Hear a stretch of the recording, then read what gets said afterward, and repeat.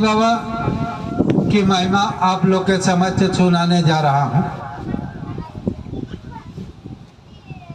गुरु ब्रह्मा गुरु विष्णु गुरुदेव महेश्वर गुरु साक्षात परब्रह्म तस्मै श्री गुरुवे नमः। तस्मै श्री गुरुवे नमः। ध्यान मूलम गुरुमूर्ति पूजा मूलम गुरुपदम मंत्र मूलम गुरुवाक्यम मोक्ष मूलम गुरु कृपा। बोलिए सदगुरु साईनाथ भगवान की जय हो। दो करणी द्वारका माई की जय हो। साईं बाबा की कथा आरंभ हो रही है, आप लोग शांति से सुने। साईं बाबा का एक चमत्कार का वर्णन करने जा रहा हूं। जैसे हमेशा हर महीने में बीच बीच में कभी भंडारा होता रहता है, श्रद्धालु गण कराते रहते हैं यहाँ पर। उसी तरह से एक सेठ जी थे, हमेशा भंडारा कराते रहते थे।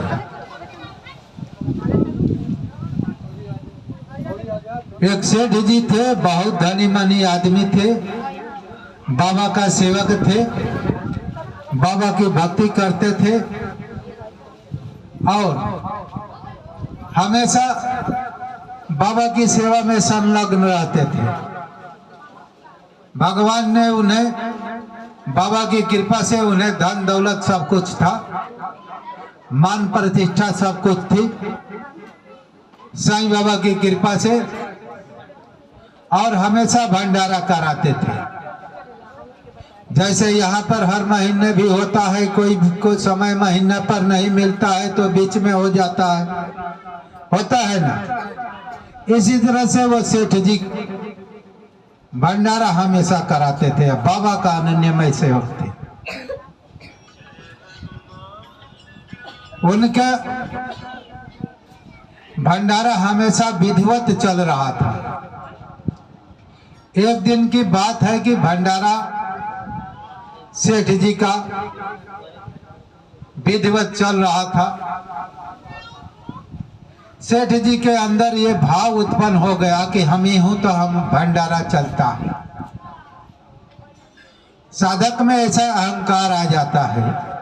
भाई यहाँ पर भी बहुत से साधक पहले आते थे, काजी भरत जी भंडारा पहले ले मिस्त्री नहीं बनाता था, हम ही लोग बनाते थे। हम ही लोग हमेशा बनाते थे भंडारा। अब बाद में हुआ कि भाई भंडारा मिस्त्री को ही बाबा की कृपा से सौंप दिया गया कि भाई हर महीना भंडारा यहाँ पर आपको बनाना है, आपको इतना पैसा दिया जाएगा, चाहे लगन हो चाहे लगन न हो, आपको ये कार्य सौंपा गया है, हमेशा करना है। काजी भरत है ना। जब से सौंप दिया गया तो भंडारा में ऐसे व्यक्ति भी आते थे कि भाई थोड़ा बहुत मेहनत पानी वगैरह काम कर देते थे, तो वो समझते थे यहाँ पर कि हमारे जे हम नहीं रहूंगा तो यहाँ का भंडारा ही नहीं चलेगा। ऐसा उसके अंदर, भक्तों के अंदर अहंकार होने लगा कि मैं नहीं रहूंगा तो भंडारा कौन बनाएगा, कौन इतना सेवा करेगा। लेकिन ईश्वर की महिमा, भाई आप नहीं रहोगे तो ईश्वर दूसरे को नियुक्त कर देगा कि भाई यहाँ भंडारा के लिए दूसरा मिस्त्री नियुक्त कर दिया, उसके लिए पैसा दे दिया जाता है।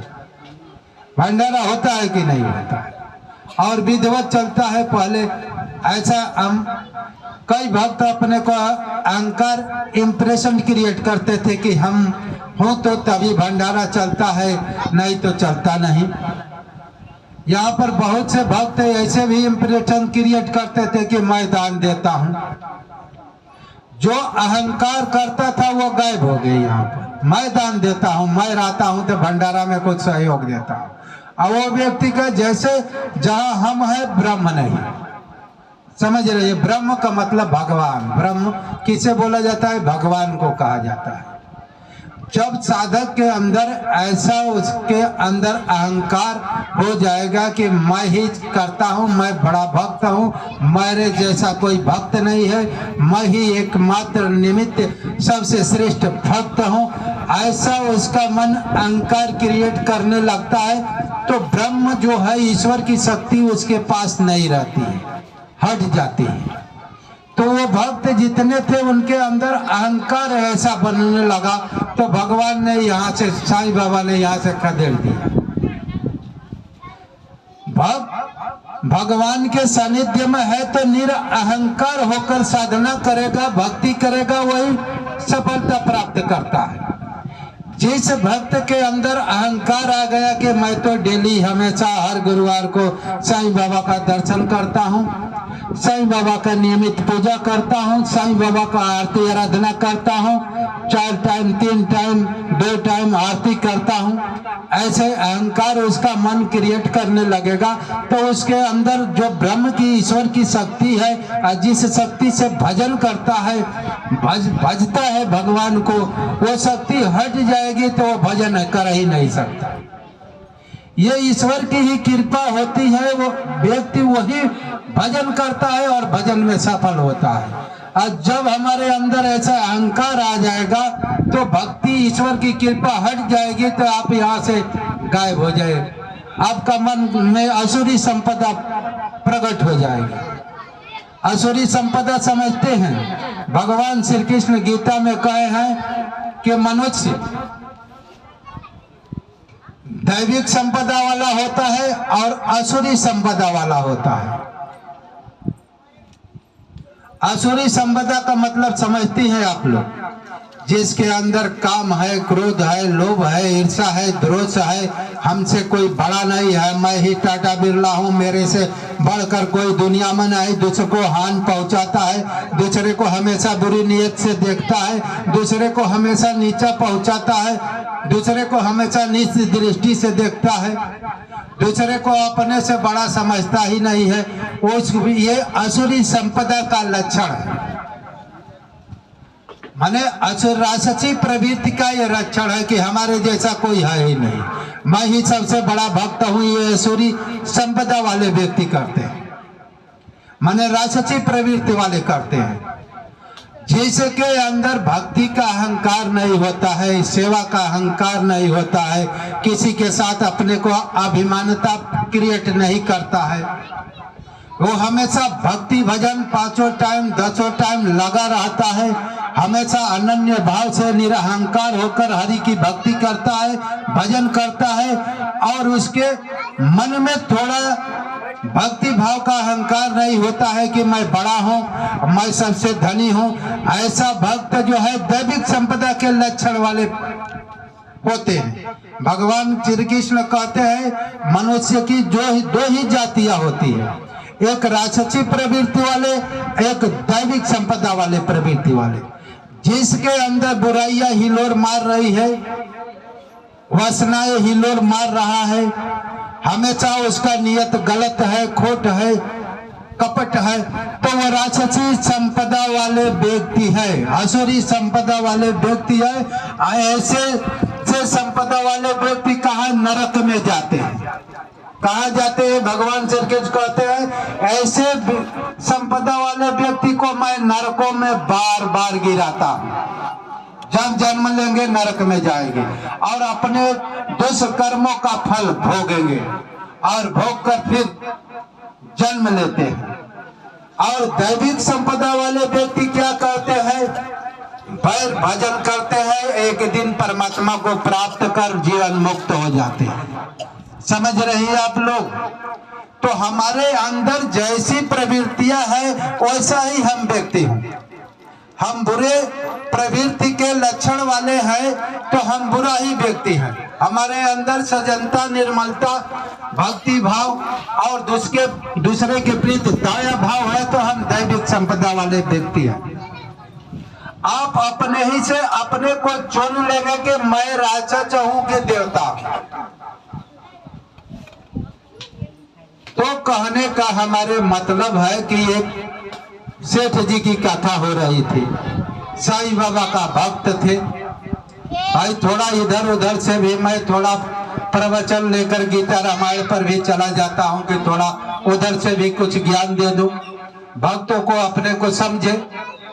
भाई यह क्या है, मृत्यु के एक पल के झटके में सब कुछ हम त्याग देंगे, त्याग देंगे कि नहीं। हम अभी सोच रहे हैं कि हैसो हैसो कर रहे हैं कि मैं के दिन टाटा बन जाऊं, बिरला बन जाऊं, मकान बना लूं, दुकान कर लूं, लड़का का शादी कर लूं, लड़के की शादी कर लूं, लेकिन वहां से बुलाया आया तो एक सेकंड आगे नहीं बढ़ेंगे, एक सांस आगे नहीं बढ़ेंगे।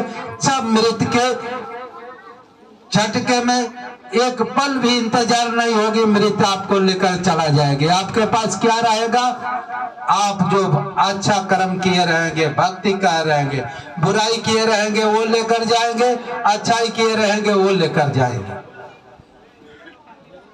तो हमारे कहने का मतलब है सेठ जी, यहाँ पर भी भक्त अहंकार क्रिएट किए और जो जिस शक्ति से बाबा की भक्ति करते थे, सेवा करते थे, वो भक्त की शक्ति हट जाएगी तो भक्त यहाँ से भी अलविदा हो जाते हैं। और जो निरहंकार रहित होकर भक्ति करते हैं तो साईं बाबा की शक्ति उसके पास हमेशा रहती है। साईं बाबा की शक्ति जो है हमेशा रहती है और उसे हमेशा भक्ति भाव में प्रेरणा देती है, बल देती है कि तुम्हें बुरा कर्म नहीं करना है, अच्छा कर्म करना है, अच्छे कर्म कर कर एक दिन परमात्मा को प्राप्त कर जीवन मुक्त हो जाना है। माने अपनी आत्मा का उद्धार करना है, हम शरीर नहीं है। सब लोग समझते हैं ना कि मैं शरीर हूँ, मैं फलाना हूँ, मैं यादव जी हूँ, मैं चौहान जी हूँ, मैं बाबू साहब हूँ, मैं पंडित जी हूँ। ऐसा लोग सोचते हैं ना। किसको इस नकली पुतले को पंडित जी बनाते हैं, नकली पुतले को क्या बनाते हैं, सेठ जी बनाते हैं, साहब बनाते हैं, प्रधानमंत्री बनाते हैं, कोई जैसा कर्म करता है वैसा बनाता है। लेकिन आप ये नकली पुतला की कोई गिनती नहीं है। मृत्यु के एक पल के झटके में या नकली पुतला साहब बने थे या प्रधानमंत्री बने थे, गए। इस 5 तत्वों को हम प्रधानमंत्री बनाते हैं, चाहे यादव जी बनाते हैं। क्या बनाते हैं यादव जी? यादव किसका है? यह 5 को मटेरियल से बना हुआ, अग्नि से, जल से, पृथ्वी से, आकाश से और वायु से। इसमें मटेरियल किस कौन चीज है? इस चमड़ी में 5 मटेरियल है। कौन सी? वायु है, अग्नि है, जल है, पृथ्वी है, आकाश है। और इसको अग्नि में जलाया जाता है तो कहाँ चल जाता है? जब अग्नि में जलाएंगे तो क्या होगा? अग्नि का जो है इसमें गर्मी है जो शरीर में, वो अग्नि के साथ मिल जाती है। और जो अनाज खाए होते हैं मिट्टी का है जो इस शरीर में मटेरियल, वो राख बनकर मिट्टी में मिल जाता है। जो इसमें आकाश का जगह है जो पेट में अन्न भरते हैं, खाली जगह है उसी में न भरते हैं हम लोग। कहाँ भरते हैं? भोजन करते हैं तो इस पेट में जो आकाश का जगह है तो उस जगह पर भोजन जाता है, वो आकाश में मिल जाता है। और जल जो है जल कर वाष्पीभूत हो जाता है और बादल बनकर एक दिन बरसता है, पानी में जाकर मिल जाता है। इसी 5 तत्व का मटेरियल से बना हुआ यह शरीर है। इसको हम यादव जी कहते हैं, हम चौहान जी कहते हैं, हम बाबू साहब कहते हैं, हम पंडित जी कहते हैं, हम कलवार कहते हैं, हम बनिया है, सेठ जी कहते हैं, हम प्रधानमंत्री कहते हैं। ये 5 तत्व के मटेरियल को हम अपने को इसमें फंसे हुए कि मैं हूँ। इस 5 तत्वों को मटेरियल को हम अब मान बैठे हैं, लेकिन हम आत्मा है। इसको हम समझते नहीं है कि हम आत्मा हूँ, ब्रह्म हूँ, अविनाशी हूँ, मेरा नाश नहीं होता है, मैं एक परमात्मा के अद्वितीय शक्ति हूँ, परमात्मा का एक अंश हूँ, ईश्वर अंश जीव अविनाशी चेतन अमल सहज सुख राशि। मैं ईश्वर का एक अंश हूँ और सहज सुख की राशि हूँ। उस आत्मा को हम नहीं भजते हैं। किसको भजते हैं? हम यादव जी हैं भाई, हम बाबू साहेब हूँ, हमको जानते नहीं हो। इस नकली पुतले को बाबू साहेब बनाए हैं, इस नकली पुतले को यादव जी बनाए हैं, इसको सेठ जी बनाए हैं। असली जो आत्मा है उससे हम बहुत दूर हैं। जब हम सदगुरु साईं की भक्ति करेंगे तो साईं बाबा आपको दिखा देंगे कि देखो तुम असली या नकली तत्वों के चक्कर में मत पड़ो, नकली पुतला के चक्कर में मत पड़ो, असली परमात्मा रूपी आत्मा को चक्कर में पड़ो। ये तुम आत्मा हो, तुम ब्रह्म हो, तेरा कभी नाश नहीं होता।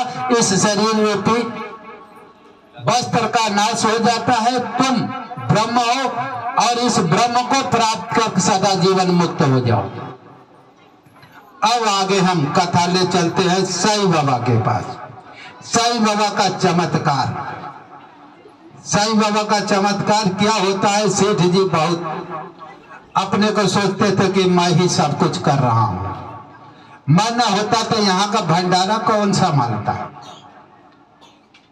अब सेठ जी के भीतर भी अहंकार घुस लेने लगा, मैं नहीं होता तो यहाँ का भंडारा कौन, ऐसा अपने मन में उनका मन इंप्रेशन क्रिएट करने लगा।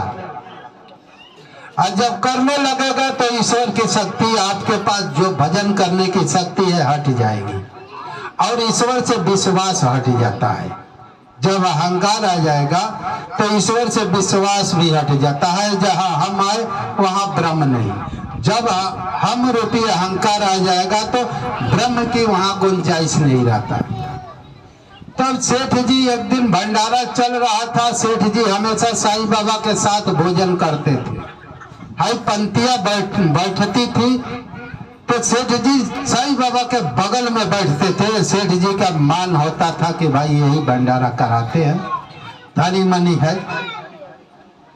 और सेठ जी जब साईं बाबा भंडारा में पंक्ति में बैठे तो वहां पर जो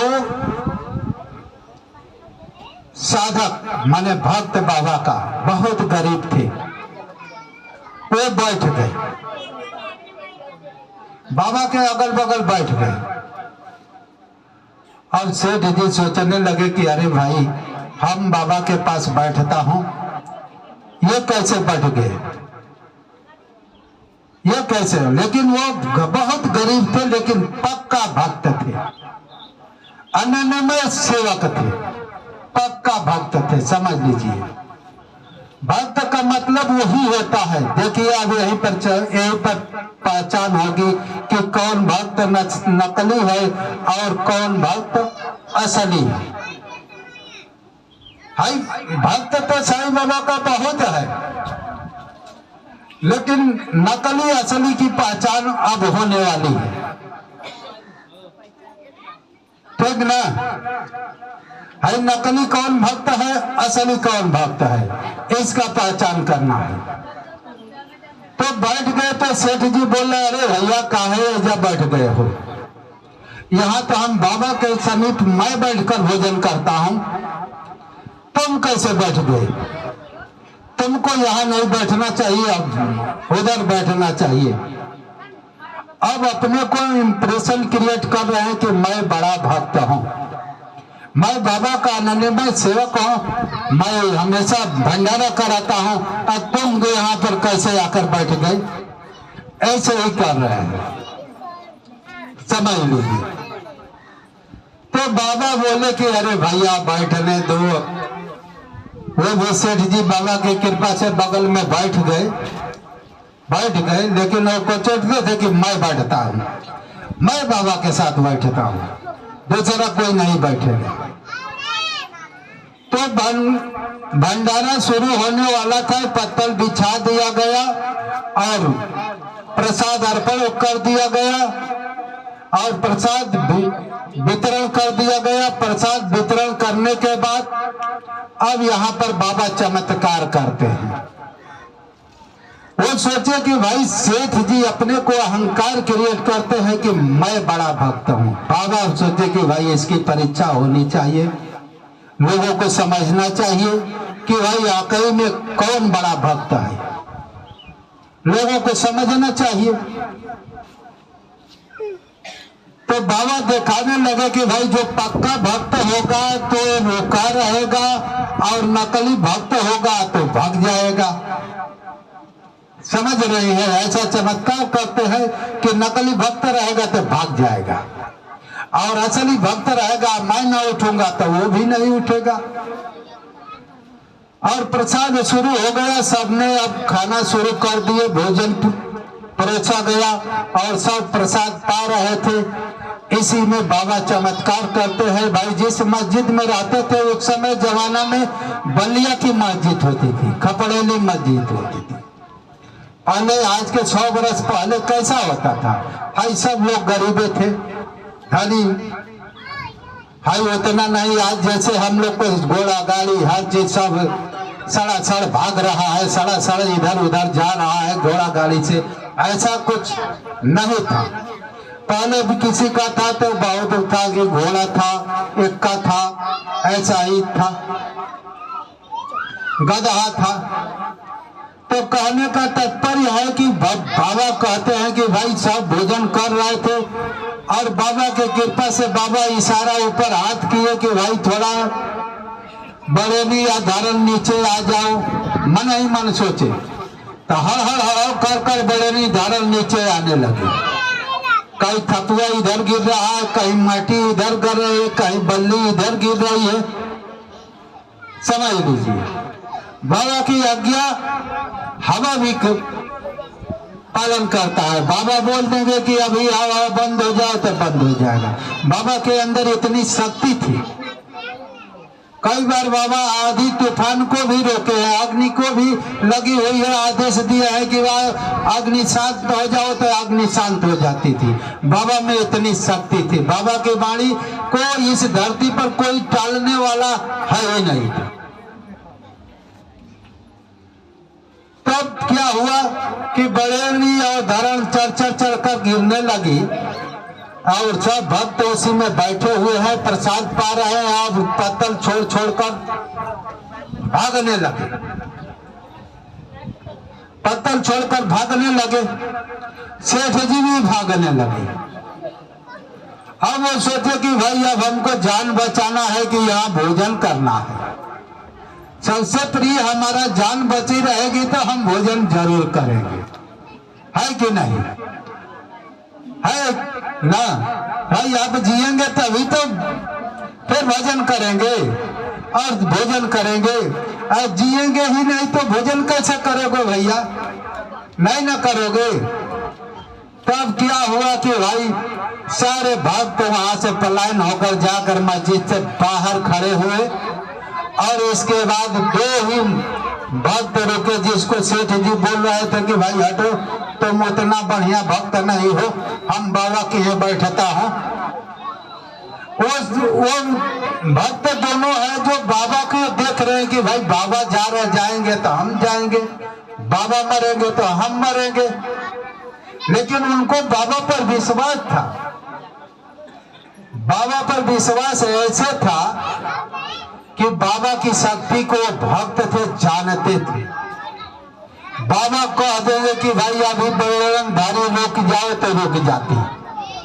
बाबा की शक्ति को वही बिरला भक्त ही जानता, सारे भक्त नहीं जानेंगे, नकली भक्त नहीं जानेंगे, असली ही भक्त जानेगा कि भाई बाबा क्या है।